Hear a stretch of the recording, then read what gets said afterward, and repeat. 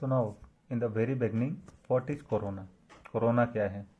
Corona simple, आजकल सभी को पता चल गया। कोरोना एक टाइप ऑफ वायरस है जो कि चीन के वुहान शहर से आया है या पैदा हुआ, पनपा, जो भी समझ लें हम। कोरोना क्या मीट मार्केट से, अभी तक तो यही कयास लगाए जा रहे हैं कि मीट मार्केट से, वुहान शहर में मीट मार्केट में आया। मीट मार्केट में कहाँ से आया है? बैट से आया। और ये बेसिकली है तो मैमल से ही आया हुआ। तो ये इन शॉर्ट हम यही समझ लेते हैं कि ये आ गया है मीट मार्केट से, कोरोना के चाइना की वुहान सिटी से। और ये धीरे धीरे चाइना में, और फिर उसके वुहान के बाद और आसपास के इलाके में, और फिर वहाँ पर आने जाने वाले ट्रैवलर्स से कई देशों में पहुँच गया। आज की डेट में 128 कंट्रीज़ इसे सफ़र कर रहे हैं, जिनमें से मैक्सिमम कंट्रीज लॉकडाउन है। आते हैं इसी के एक सिमिलर वो उस पर आ जाते हैं, जो कोविड-19 करके एक पहलू और है। तो कोविड-19 कुछ नहीं है, जस्ट इसका शॉर्ट फॉर्म है। Short form in the sense, covid means corona virus disease 19। ये क्या लेट 2019 में डिटेक्ट हुआ था, दिसंबर 2019 में, इसलिए इसको एक सीरीज में डाल दिया और बता दिया ये कोविड-19 है। अभी आते हैं हम इसके प्रिवेंटिव मेजर्स जो हैं, प्रिवेंटिव मेजर्स जो कि गवर्नमेंट के तरफ से हमें सजेस्ट किए गए या गवर्नमेंट ने इनके ऊपर कुछ पहल की। सबसे पहले हम आ जाते हैं, जनता कर्फ्यू हुआ था। आप सभी को पता होगा, जब हमारे यहाँ फेब लास्ट में और मार्च की बिगनिंग में कोरोना वायरस डिजीज से रिलेटेड कुछ पेशेंट्स डिटेक्ट हुए थे, उसके बाद इसको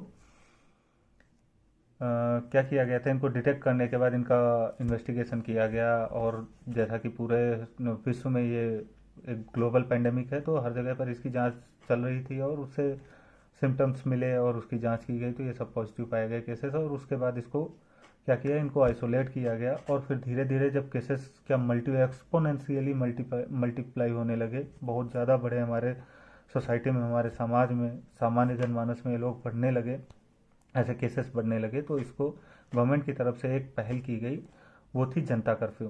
कि शायद जनता कर्फ्यू की तरह जनता कर्फ्यू करने से कुछ हमें इसका फ़ायदा मिलेगा। हालांकि फ़ायदा तो हुआ, लेकिन वो एक दिन का था और एक दिन के बाद फिर हमारा वैसे ही होना था। लेकिन जनता कर्फ्यू के बाद गवर्नमेंट ने उसी के ठीक बाद एक डिसीजन और लिया कि हमें अब कंप्लीट लॉकडाउन करना है। तो उन्होंने लॉकडाउन किया। लॉकडाउन के बाद भी ये चीज़ें क्या चलती रहीं, और कुछ, अब उन्हें मिसहैपनिंग्स कह लें या जो भी कह लें, कि कुछ लोगों की वजह से या नासमझी की वजह से, इसको पॉलिटिसाइज करना तो सही नहीं होगा, बस ये है कि कुछ लोगों की नासमझी की वजह से ये तबलीगी जमात और ये ऐसे कुछ मतलब लोगों की वजह से ये थोड़ा सा बढ़ा। और कुछ डाटा भी इसी तरह से मिला कि इन लोगों की वजह से करीब 60% केसेस और ज़्यादा संज्ञान में है, और हमारे देश में एक तरह से ये पैंडमिक काफ़ी हद तक वहीं से फैला। चलो ठीक है, एक नासमझी है, अपने ही लोग थे, लेकिन उनको अभी तो समझ लेना चाहिए कम से कम इस बार। जब हम सभी को पता है कि कोरोना जब आएगा तो ना बीजेपी पूछेगा, ना कांग्रेस पूछेगा, ना ओवैसी को कोई पूछेगा, ना अमित शाह को पूछेगा। तो let's have a very serious conversation on this and be serious. This is a very typical situation, we have to tackle it out. Now coming to the point, lockdown first जब हुआ था हमारा, तो ये 21 डेज का हुआ था, और उसमें भी ऐसे ही हमारे देश के प्राइम मिनिस्टर साहब आए थे और उन्होंने बताया कि ऐसी ऐसी ये पैंडमिक है और इससे बचने के लिए हमारे पास बस एक ही रास्ता है, that is complete lockdown. But उसके बाद भी लोग चलते फिरते रहे और कुछ उसके बाद ये जमात वाले लोग पाए गए। चलो ठीक है, जैसे भी हुआ उसको काबू किया गया। अभी क्या है, ये बीमारी ऐसी है कि एक जगह से दूसरी जगह ये कंटिन्यूसली फैलती रहती है। फैलती इन द सेंस, जैसे हम किसी से बात करते हैं, या कोई इन्फेक्टेड बंदा, या कोई कैरियर क्या है, कैरियर किसी से इन्फेक्ट हो गया और वो वायरस लेके घूम रहा है, वो जिससे मिला उसको दे दिया, वो जिससे मिला, एक चेन सी बन जाती है और बंदे कंटिन्यूसली इन्फेक्ट होते रहते हैं। और एट द एंड रिजल्ट वही है, जिसका इम्यून सिस्टम स्ट्रांग है वो तो सेव हो जाएगा, और उसके बाद बाकी वाले तो लाइन तोड़ कर देंगे। नाउ सोशल डिस्टेंसिंग, एक और चीज़ चलाई गई थी इसी लॉकडाउन के साथ साथ, सोशल डिस्टेंसिंग। सोशल डिस्टेंसिंग इसका शाब्दिक अर्थ ये है कि सोसाइटी में डिस्टेंस बनाकर रहना।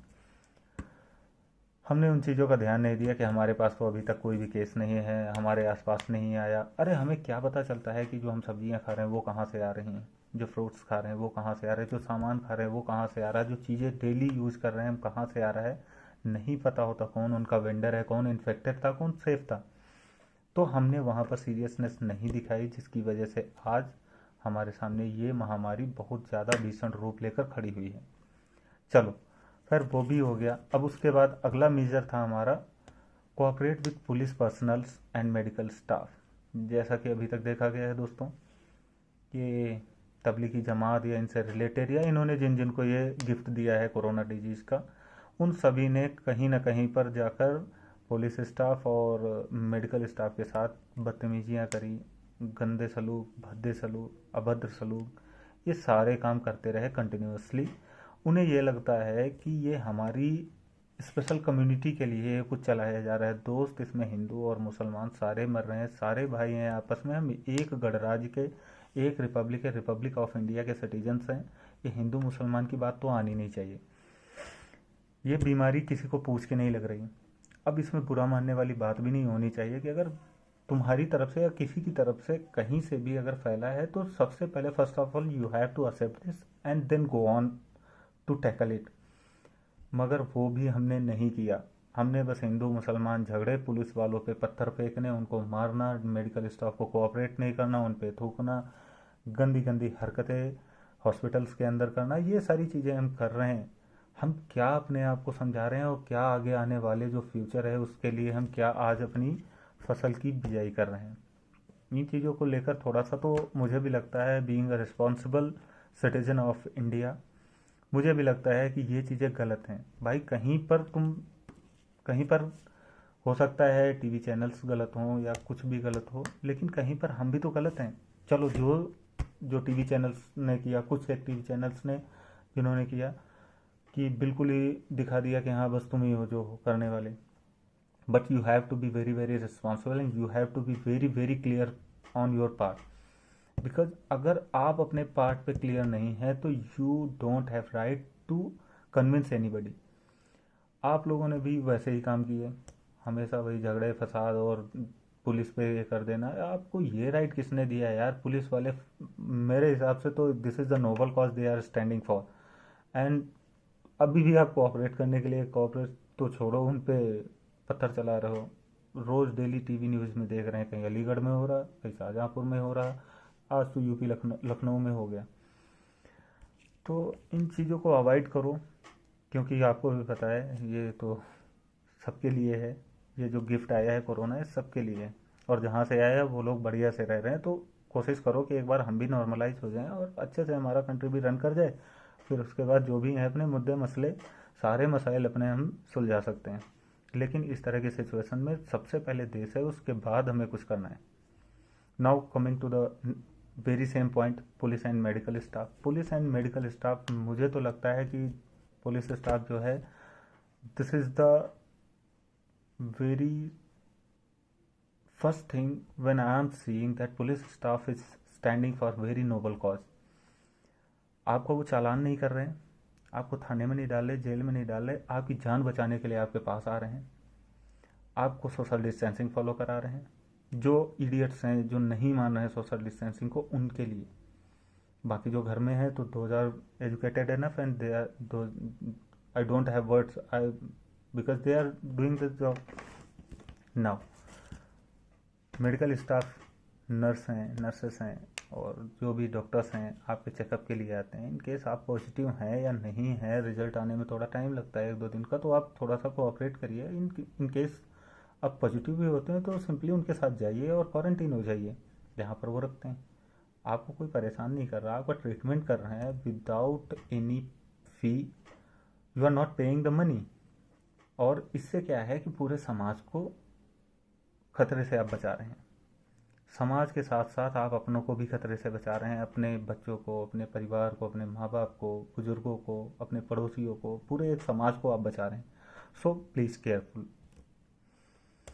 नाउ अगर बात करें हम वर्ल्ड सिनेरियो की, अभी थोड़ी देर पहले मैंने न्यूज़ देखी है, USA, United States of America, सबसे powerful country, medical facility and health के लिए वेरी कॉन्शियस, आज वो अपने घुटनों पर हैं।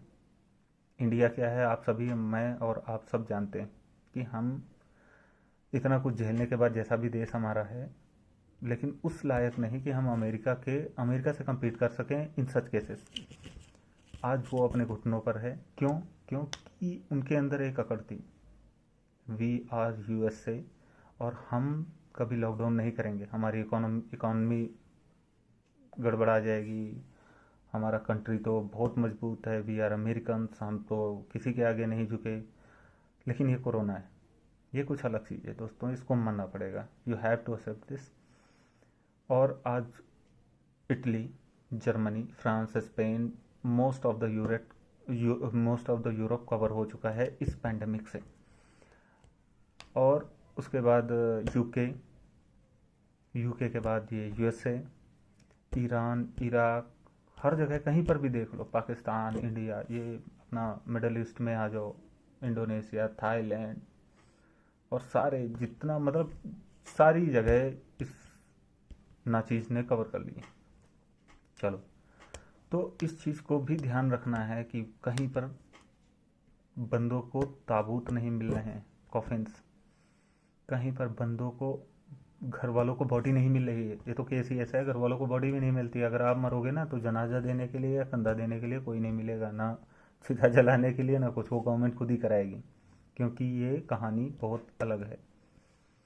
नाउ, अभी पॉलिटिसाइजिंग ऑफ द इशू।